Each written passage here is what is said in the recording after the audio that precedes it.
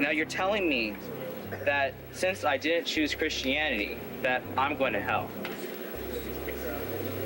Do me a favor, let's watch this clip and then stick around until the end where we're going to do a little layman's analysis of what happened and make some sense of it. I've learned about Christianity, I've learned about Catholicism, I've learned about Islam, I've learned about many religions in my life. And I've struggled with my religion as well. But after all of this, I've become a Hindu. Okay, so now you're telling me that since I didn't choose Christianity, that I'm going to hell. I chose the best religion for me. If that makes me a good person, who are you to say that I'm not going to get into heaven if there is a heaven and a hell? Go on. All right. The avatars made some truth claims. If what the avatars said is true, I am in for a very difficult next reincarnation. It ain't going to be pleasant for me. Jesus Christ made some truth claims. If what he said is true, I'm going to heaven because I put my faith in him. Muhammad made some truth claims. If what Muhammad said is true, I am going to hell. Guess what? That's the way it is with truth claims. If I make a truth claim, 2 + 2 = 4, what I'm saying is, it doesn't equal 5, it doesn't equal 2. 2 + 2 = 4. And if you're in my math class, and you write down 2 + 2 = 5, you are wrong. Why? Because it's a truth claim that I'm making. The avatars of Hinduism, which you have embraced, make some truth claims. I obviously am in for a very difficult next reincarnation if the avatar spoke the truth. Right. And if you reject Christ and if Jesus spoke the truth, you're not going to heaven, according to Christ. So you accept that there is a chance that Christianity may not be true?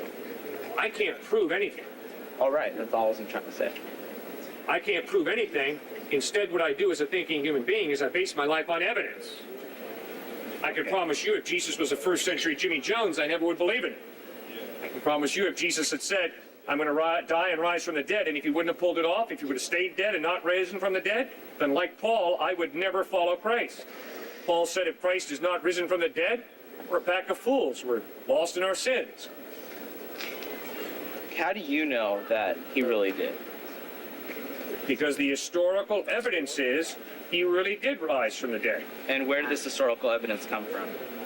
The same place all historical evidence comes from, trustworthy eyewitnesses. And how do you know that these eyewitnesses are telling the truth? By putting their writings through tests, by looking for others who make comments, by studying archaeology to see if the place names that they list in a document are real or unreal, by looking at their honesty in the text.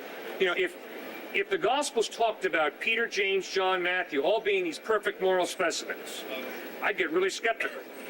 One of the reasons I trust the Gospels is because all the leaders of the first century church are a bunch of Christ deniers and wimps and Christ doubters.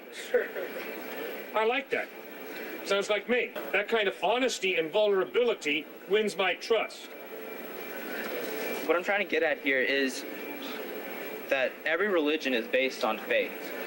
Faith in what you read, faith in the higher power.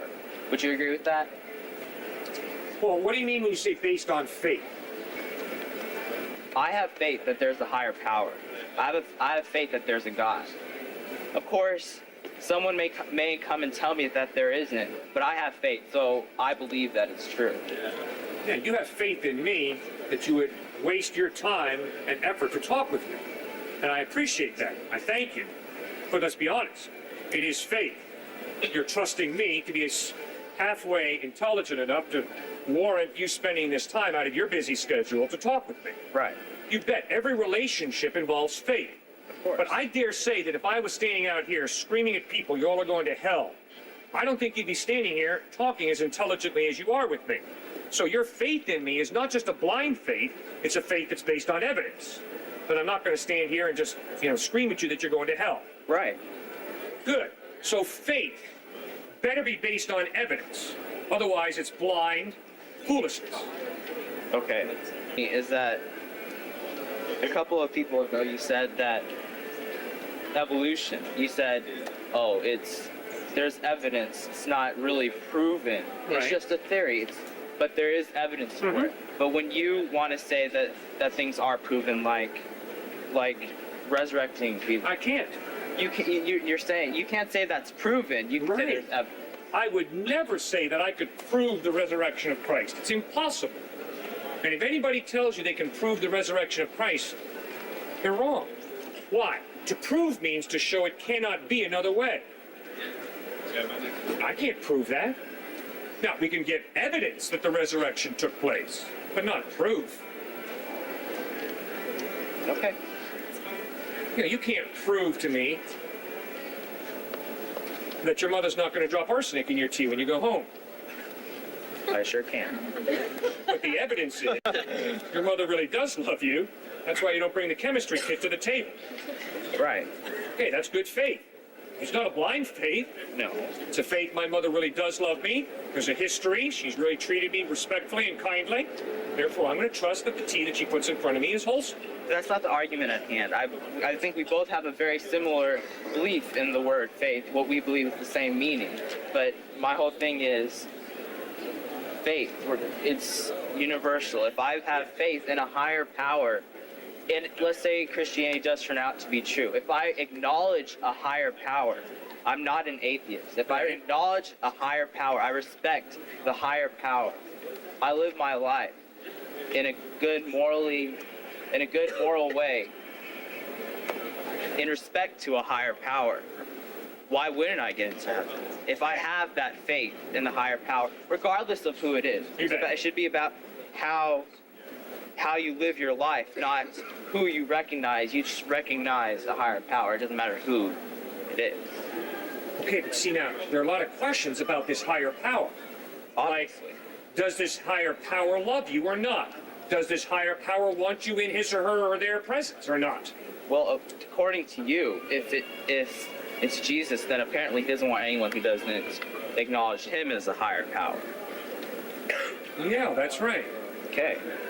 Okay, I don't mean to slam this Hindu man that was speaking with Cliffe, but he did say that he had studied all these religions, Islam, Hinduism, Christianity, and he landed on Hinduism. But then later in the video he claimed, well, if I'm believing in Hinduism and I'm still trying to be a good person, I'm going to get to heaven anyway, won't I? If he had actually studied the religions in the way that he said he did, he would know how ridiculous that claim was, because each religion has contradictory claims about how to get to heaven. None of them agree. So perhaps they're all wrong, or perhaps just one of them is right. But obviously, contradictory claims cannot all be true. He's talking about heaven, yet in the belief of Hinduism, there is no heaven. There is only reincarnation. And if you've done well enough, then perhaps one day you will be released from the cycle of reincarnation and reach nirvana. In Buddhism, the belief is that there's reincarnation. Hinduism, as I said, much the same, except with the belief that one day you may reach nirvana and escape this reincarnation cycle if you've done well. Islam believes that everyone will be resurrected on the last day and Allah will judge you, and if you believe that Allah is God and Muhammad is the messenger, you will be held in high graces and have a beautiful eternity. If not, you're going to hell. Christianity posits that there's only one life and that you will sin and do wrong in this life. You need to repent and seek forgiveness for those sins from Jesus, and that his death on the cross grants you that. And if you have this forgiveness from God, you're going to heaven, and if not, you're going to hell. And of course, atheism posits that the only things that exist are material objects, and you're worm food when you die. You don't have a soul. When it's over, it's over. So all of these belief systems vastly contradict each other. None of them say that you should believe this, and even if it's wrong, well, it might be close to this belief system, so you're still probably going to get into heaven. They all make, as Cliffe was pointing out, massive truth claims. All of these belief systems, atheism included. So they can't all be correct. I can appreciate completely when somebody says there's multiple ways to get to God. I think that's coming from a good place. Ultimately, they're trying to keep the peace, they're trying to be tolerant, but that doesn't mean they're correct, because these belief systems that they're talking about all make resolute black and white claims of how to reach the afterlife. They can't all be right. And yeah, one option is that they're all wrong. That is possible, but they starkly contrast each other. So again, not to pick on that guy in the video, but it seems like he hasn't done as much research into these belief systems as he seems to think he has. If there is one thing I would encourage you to do, it's to take this question seriously. I'm paraphrasing C.S. Lewis here, but he once said that the idea of God is not of mediocre importance, which is how most people treat it. It's either massively important or of no importance at all, because God doesn't exist. Answering the question of whether God exists and whether there's a way to eternally be with that God in heaven, in the afterlife, is probably the most important question you will ever answer in your life. And you may come to the answer that it's not true, it's all bunk. But at the very least, you deserve to think through this question diligently and answer it as best as you can, because it is the ultimate question in this life. Don't treat it cavalierly like most people do. You owe it to yourself to come to a solid conclusion about this. Do some hard thinking and figure out where you stand on this question. And if you want to look at some evidence as to why God must exist, check out this video.